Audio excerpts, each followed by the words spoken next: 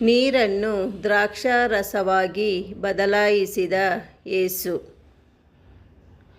ಮಾರನೆಯ ದಿನ ಗಲಿಲಾಯದ ಕಾನಾ ಎಂಬ ಊರಿನಲ್ಲಿ ಒಂದು ಮದುವೆ ನಡೆಯಿತು. ಯೇಸು ಸ್ವಾಮಿಯ ತಾಯಿ ಅಲ್ಲಿಗೆ ಬಂದಿದ್ದರು. ಯೇಸುವಿಗೂ ಅವರ ಶಿಷ್ಯರಿಗೂ ಆ ಮದುವೆಗೆ ಆಮಂತ್ರಣವಿತ್ತು. ಆ ಸಂದರ್ಭದಲ್ಲಿ ದ್ರಾಕ್ಷಾರಸ ಸಾಲದೆ ಹೋಯಿತು.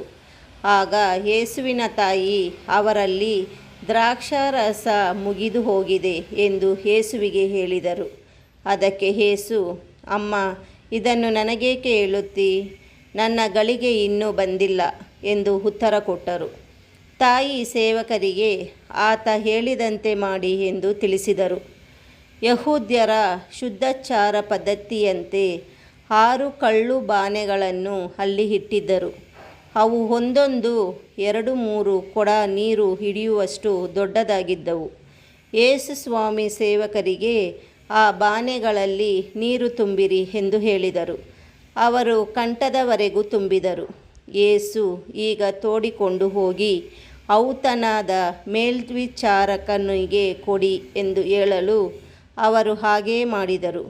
ಮೇಲ್ವಿಚಾರಕನು ದ್ರಾಕ್ಷಾರಸವಾಗಿ ಮಾರ್ಪಟ್ಟಿದ್ದ ನೀರಿನ ರುಚಿ ನೋಡಿದನು. ಅದು ಎಲ್ಲಿಂದ ಬಂದಿತೆಂಬುದು ಅವನಿಗೆ ತಿಳಿದಿರಲಿಲ್ಲ.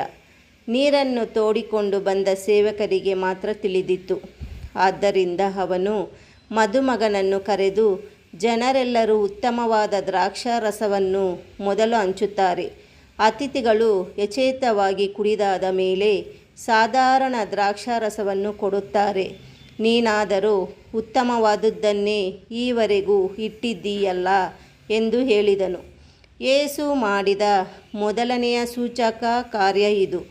ಇದನ್ನು ಗಲಿಲಾಯ ನಾಡಿನ ಕಾನಾ ಊರಿನಲ್ಲಿ ಮಾಡಿ ತಮ್ಮ ಮಹಿಮೆಯನ್ನು ತೋರ್ಪಡಿಸಿದರು. ಅವರ ಶಿಷ್ಯರಿಗೂ ಅವರಲ್ಲಿ ವಿಶ್ವಾಸ ಮೂಡಿತು. ಜೀವ ಕೊಡುವ ದೇವರ ವಾಕ್ಯವಿದು.